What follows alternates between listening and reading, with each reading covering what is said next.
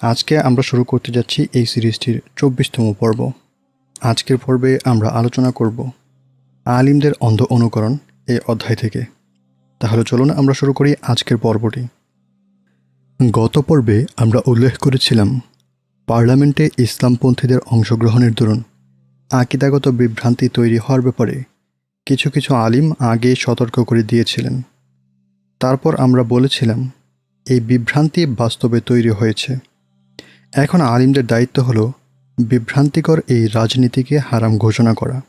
আমরা আরও বলেছিলাম পার্লামেন্ট ভিত্তিক দল কিংবা এই ধরনের কোনো প্রেসিডেন্টের প্রতি আলিমদের সমর্থন আকিদাগত বিভ্রান্তি আরও বৃদ্ধি করবে। এই কথাগুলো বুঝতে আমরা সালাফি আলিমদের থেকে শাইখ ইসমাইল আল মুকাদ্দাম হাফিজাহুল্লাহ এর বক্তব্য উপস্থাপন করেছিলাম। শাইখের আরব বসন্ত তৈরি হওয়ার আগের একটি বক্তব্যকে আমরা পরবর্তী অবস্থার সাথে তুলনা করেছি।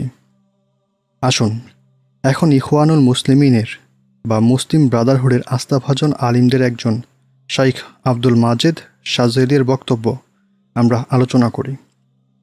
তিনি প্রথমে ইখওয়ানের সাথে থাকলেও পরবর্তী সময়ে সাইদ কুতুব রাহিমাহুল্লাহ এর চিন্তায় প্রভাবিত হয়ে পড়েন।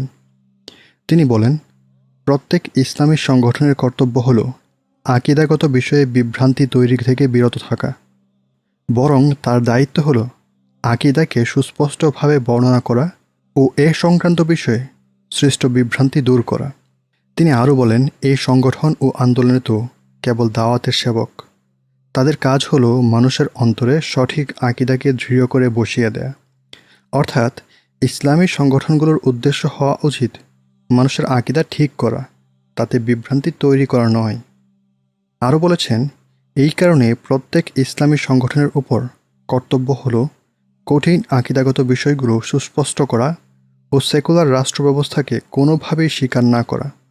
এই সংগঠনগুলো যেন আকিদার বিপক্ষে শক্তিতে পরিণত না হয়, বরং ইসলামী পুনর্জাগরণ আন্দোলনের সমস্ত সংগঠনগুলোর আকিদা ও উদ্দেশ্য স্পষ্ট হওয়া উচিত, যেন বন্ধুর সাথে সাথে শত্রুর সামনেও তাদের বিষয়টি স্পষ্ট থাকে। এই কথাটি লক্ষ্য করুন, আল্লাহর শাসন, তার দাসত্ব ও মানবরচিত সংবিধানের বিষয়ে গণতন্ত্রপন্থীদের ভয়ঙ্কর ভ্রষ্টতা ও বিভ্রান্তিমূলক বক্তব্য আলোচনার সময় এই কথাটি আমাদের প্রয়োজন পড়বে। যদিও তাদের এই বক্তব্যকে অনেকেই নিছক রাজনৈতিক বক্তব্য আখ্যা দিয়ে উড়িয়ে দেন, যেন রাজনৈতিক বক্তব্যের ক্ষেত্রে শরিয়াহ খুব বেশি ধরপাকড়াও করে না, কারণ এর মাধ্যমে শত্রুকে ধোঁকায় ফেলার উদ্দেশ্য থাকে। ইসলামী পুনর্জাগরণ আন্দোলনের সমস্ত সংগঠনগুলোর আকিদা ও উদ্দেশ্য স্পষ্ট হওয়া উচিত, যেন বন্ধুর সাথে সাথে শত্রুর সামনেও তাদের বিষয়টি স্পষ্ট থাকে। শাযেলির এই বক্তব্য শাইখ মুকাদ্দামের আগের বক্তব্যটির মতো বৈধতার অন্যতম শর্ত হল কোনো রকম ছাড় না দেয়া ও রাজনৈতিক কূটকৌশলের আশ্রয় না নেয়া, কারণ রাজনৈতিক এই কূটকৌশলগুলো আকিদা ও অন্যান্য মৌলিক বিষয়ে মানুষকে বিভ্রান্ত করে ছাড়ে। শাযেলি আরও বলেন, বর্তমানে প্রচলিত ইসলামী সংগঠনগুলো নিজেদের মৌলিক আকিদার দিকে ভ্রুক্ষেপ করছে না, বরং অনেক সময় এগুলোকে তারা অস্বীকার করছে। তাদের যে সমস্ত বক্তব্য মানুষের নিকট পৌঁছানোর প্রয়োজন ছিল তা পৌঁছাতে তারা ব্যর্থ হয়েছে। এমন সব বিভ্রান্তি তারা তৈরি করছেন যার মাধ্যমে খুদ উম্মার পুনর্জাগরণ আন্দোলন বাধার সম্মুখীন হচ্ছে। তিনি নিশ্চিত করেছেন যে এই সংগঠনগুলো আকিদাগত মৌলিক বিষয়ে বিভ্রান্তি তৈরি করছে, এমনকি উম্মার পুনর্জাগরণ আন্দোলন তাদের কারণে বাধার সম্মুখীন হচ্ছে। এই কথাগুলো পার্লামেন্টে অংশগ্রহণকারী দলের উদ্দেশ্য যদি না হয়ে থাকে, তাহলে কার উদ্দেশ্যে হতে পারে? তারপর তিনি আরও বলেছেন, আকিদাগত বিভ্রান্তি, প্রচণ্ড দুর্বলতা, উদ্দেশ্যহীনতা ও অস্পষ্টতা নিয়ে এই ধরনের জালিয়াতিপূর্ণ নির্বাচন থেকে বেঁচে থাকা প্রত্যেক মুসলিমের উপর আবশ্যক। তখন কর্তব্য হল হককে স্পষ্ট করে বর্ণনা করা, তাওহীদের সঠিক বুঝ প্রচার করা ও আকিদাগত বিভ্রান্তি দূর করা। এর মাধ্যমেই একমাত্র উম্মার পুনরুজ্জাগরণ সম্ভব। আল খিতাব আদ-দ্বীন ওয়াল খিতাব ওয়া সিয়াসি। তার এই বক্তব্য শাইখ মুকাদ্দামের আগের সেই বক্তব্যটি নেই। এখন মানুষের উপর শরিয়াহ কিছু আইন চাপিয়ে দিয়ে পার্লামেন্ট পদ্ধতিতে শরিয়াহ প্রতিষ্ঠা সম্ভব নয়, বরং শরিয়াহ প্রতিষ্ঠার সূচনা হতে হবে সমাজের চারিদিকে ছড়িয়ে পড়া একটি বড় বিকৃতিকে সংস্কার করার মাধ্যমে। আর সেই বিকৃতিটি হল ইসলামী শরিয়াহকে বাদ দিয়ে পশ্চিমা নীতিকে জনগণ কিংবা জনপ্রতিনিধিদের হাতে ক্ষমতা অর্পণের মূলনীতি। অতএব উভয় শাইখের বক্তব্য এখানে একই কথা স্পষ্ট করে যে বর্তমান সময়ে সবচেয়ে গুরুত্বপূর্ণ কাজ হল হককে স্পষ্ট করে বর্ণনা করা, তাওহীদের সঠিক বুঝ প্রচার করা ও আকীদাগত বিভ্রান্তি দূর করা, আর সমাজের চারিদিকে ছড়িয়ে পড়া জনগণের ক্ষমতায়ন নামের বড় বিকৃতির সংস্কার করা। আমি মনে করি আমাদের এই সিরিজটি এই উদ্দেশ্যকে সামনে রেখেই এগিয়ে যাচ্ছে। তো অত্যন্ত আশ্চর্যের বিষয় হল শাইখ শাযেলি স্বয়ং এখন মিশরের পার্লামেন্ট নির্বাচনের একনিষ্ঠ সমর্থক। তিনি এবং তার সংগঠন জামাআতুদ দাওয়াহ মুরসিকে ভোট দিতে মানুষের ধারে ধারে ভিক্ষা করছেন। তারা মনে করছেন মুরসি শরিয়াহকে কোনোভাবেই বিকৃতি করছে না, বরং তাদের ভাষায় মুরসি শরিয়াহকে সুস্পষ্টভাবে বর্ণনা করছেন। আমরা শাইখ শাযেলিকে উদ্দেশ্য করে বলবো, মুরসির সুস্পষ্ট কিছু বক্তব্য আমরা লক্ষ্য করেছি। তিনি সেখানে জনগণের অনিয়ন্ত্রিত ক্ষমতাকে সমর্থন করেছেন।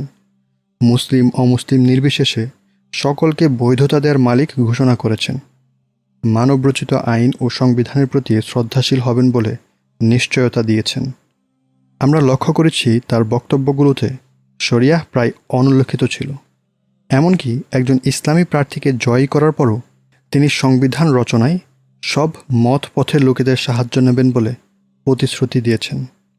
শাইখ, ইতিপূর্বে আপনি 2 জন প্রার্থীর সরাসরি বিরোধিতা করেছিলেন, কারণ তারা বলেছিল আমরা শরিয়াহ এর মূলনীতিগুলো গ্রহণ করব, শরিয়াহ এর অন্যান্য শাখাগত বিধান ও উদ্ধৃতিকে নয়। অথচ বর্তমান প্রেসিডেন্টকে দেখা যাচ্ছে তিনিও তার নির্বাচনী প্রচারণায় স্পষ্ট করে ঘোষণা দিয়েছেন শরিয়াহ বলতে শরিয়াহ এর মূলনীতিগুলোকেই তিনি আঁকড়ে ধরবেন। এখন কেন আপনি তার বিরোধিতা করছেন না? আপনার বর্ণিত হককে স্পষ্ট করে বর্ণনা করা ও তাওহীদের সঠিক বুঝ প্রচার করার মূলনীতি এখন কোথায় গেল? প্রিয় শাইখ শাযেলি, আপনার নতুন লেখাগুলোতে কেন এই পদ্ধতির কোনো ধরনের বিরোধিতা এখন দেখতে পাওয়া যায় না, বরং শুধু নিঃশর্ত সমর্থন আমরা দেখতে পাই? এখন আপনি কথা বললে পার্লামেন্ট নতুন করে সাজানোর ব্যাপারে, অমুক তমুক শাখাগত সমস্যা সমাধানের ব্যাপারে, যেখানে মৌলিক বিশ্বাসী বিভ্রান্তিতে নিপতিত, সেখানে এই ধরনের কথাগুলোর কোনো মূল্যই তো থাকে না। আপনিই তো আমাদের শিখিয়েছেন আকীদাগত বিভ্রান্তির সময়ে পার্লামেন্ট পদ্ধতি পরিহার করা আবশ্যক। প্রিয় ভাইরা, আকীদাগত বিভ্রান্তি তৈরি হারাম বিষয়ে আলিমদের আগের বক্তব্য খুব স্পষ্ট, আর জনমনে সেই বিভ্রান্তি যে সত্যি স্পষ্ট হয়েছে তা আমাদের নিকট সামনের আলোচনা থেকে আরও স্পষ্ট হবে। আমরা আমাদের আলোচনা ও পর্যবেক্ষণের মাধ্যমে তা প্রমাণ করব। এখন আমাদের সামনে 2টি বিকল্প। প্রথমটি হলো, হয়তো বলতে হবে আলিমগণ আমাদের চাইতে অধিক অবগত, আর এতে কোনো সন্দেহ নেই যে তারা বাস্তবতা সম্পর্কে অধিক ধারণা রাখেন। তাই হতে পারে তাদের সামনে এমন কিছু ধরা দিয়েছে যা আমাদের নিকট ধরা দেয়নি। আমরা তো আর বেশি বুজুর্গ কিংবা দিনের ব্যাপারে তাদের চাইতে অধিক আগ্রহী হতে পারি না। দাওয়াতের ময়দানে তাদের একজনের অভিজ্ঞতা আমাদের সকলের চেয়েও বেশি। তাদের ভুল ধরতে যাওয়ার আমরা কে? প্রিয় ভাইরা, ঠিক এইভাবে চিন্তার কারণে আমরা সুফিবাদের সমালোচনা করি, কারণ তারা তাদের বিদ্যা বুদ্ধি পীর সাহেবের কাছে বন্ধক দিয়ে দেন। তারা ভাবেন পীর সাহেব আল্লাহর ভাষায় কথা বলেন, পীর সাহেবের দেখানো পথই একমাত্র সঠিক পথ। যদি আবু বকর ও ওমর রাদিয়াল্লাহু আনহু মানুষদের নিকট ভুল করে থাকলে শুধরে দেওয়ার আবেদন জানাতে পারেন, তাহলে আলিমেরা কেন এর ঊর্ধ্বে হতে যাবেন? মহান আল্লাহ বলেন, হে ঈমানদারগণ, আল্লাহর আনুগত্য করো এবং রাসূলের আনুগত্য করো, আর তোমাদের মধ্যে যারা বিচারক তাদের। তারপর যদি তোমরা কোনো বিষয়ে বিবাদে জড়িয়ে পড়ো, তাহলে তা আল্লাহ ও তার রাসূলের দিকে প্রত্যাপন্ন করো, যদি তোমরা আল্লাহ ও কিয়ামত দিবসের উপর বিশ্বাসী হয়ে থাকো। সূরা নিসা আয়াত 59। দেখুন, আল্লাহর নিঃশর্ত আনুগত্য শুধু আল্লাহ ও তার রাসূলের জন্যই নির্ধারণ করেছেন। বলেছেন আল্লাহর আনুগত্য করো এবং রাসূলের আনুগত্য করো। এরপর বলেননি যে আর তোমাদের মধ্যে যারা বিচারক তাদের আনুগত্য করো, বরং শুধু বলেছেন আর তোমাদের মধ্যে যারা বিচারক তাদের, অর্থাৎ যারা বিচারক এর মধ্যে আলিমগণও শামিল, তাদের আনুগত্য হবে আল্লাহ ও তার রাসূলের আনুগত্যের ভিত্তিতে। তারপর আল্লাহ তাআলা আলিমদের সাথে মত পার্থক্য তৈরি হলে কর্মপদ্ধতি কেমন হবে তা জানিয়ে দিয়েছেন। যদি তোমরা কোনো বিষয়ে বিবাদে জড়িয়ে পড়ো, তাহলে তা আল্লাহ ও তার রাসূলের দিকে প্রত্যাপন্ন করো। তাই আমাদের কর্তব্য হলো দলিলের অনুসরণ করা। এর মাধ্যমেই আমরা ইহুদি খ্রিস্টানদের পদ্ধতি থেকে নিজেদের পৃথক করতে পারব। তারা আল্লাহকে বাদ দিয়ে তাদের পণ্ডিত ও সংসার বিরাগীদের তাদের পালনকর্তা রূপে গ্রহণ করে। সূরা তাওবা আয়াত ৩১। পণ্ডিতেরা তাদের ইচ্ছামতো প্রতিটি বিষয়কে হালাল কিংবা হারাম করে, আর ইহুদি খ্রিস্টানেরা তাদের সেই সব বিষয়ে প্রশ্নাতীতভাবে আনুগত্য করে। এই কারণে আল্লাহ তাআলা আমাদের জন্য আনুগত্য শুধু আল্লাহ ও তার রাসূলের মধ্যে সীমাবদ্ধ করে দিয়েছেন। আল্লাহ ও তার রাসূলের প্রতি প্রত্যাপন্ন করো যদি তোমরা আল্লাহ ও কিয়ামত দিবসের উপর বিশ্বাসী হয়ে থাকো, আর এটি কল্যাণকর ও পরিণতির দিক দিয়ে উত্তম। সূরা নিসা আয়াত ৫৯। অতএব এখন যেহেতু প্রথম পথকে গ্রহণ করা যাচ্ছে না, তাই দ্বিতীয় পথকে গ্রহণ করা ছাড়া আমাদের আর কোনো বিকল্প নেই। আমাদের বলতেই হবে, আলিমগণ ভুল পথে হেঁটেছেন। যারা এই রাজনীতি চর্চা করতে গিয়ে মানুষের আকীদাকে বিভ্রান্ত করেছে, তাদের সমর্থন দিয়ে আলিমগণ ভুল করেছেন। তারপর এসব ভ্রান্তি দেখার পরেও চুপ করে থেকেও তারা ভুল করেছেন। আমাদের আল্লাহ চোখ দিয়েছেন, যার মাধ্যমে আমরা দেখতে পাই, কান দিয়েছেন, শুনতে পাচ্ছি, আর বুদ্ধি দিয়েছেন, দলিলের মাধ্যমে যাচাই করতে পারছি। এই পর্বের সার কথা হলো, শাইখ শাযিলিরই একই বক্তব্য। প্রত্যেক ইসলামী সংগঠনের কর্তব্য হলো আকীদাগত বিষয়ে বিভ্রান্তি তৈরি থেকে বিরত থাকা, বরং তার দায়িত্ব হলো আকীদাকে সুস্পষ্টভাবে বর্ণনা করা ও এই সংক্রান্ত বিষয়ে সৃষ্ট বিভ্রান্তি দূর করা।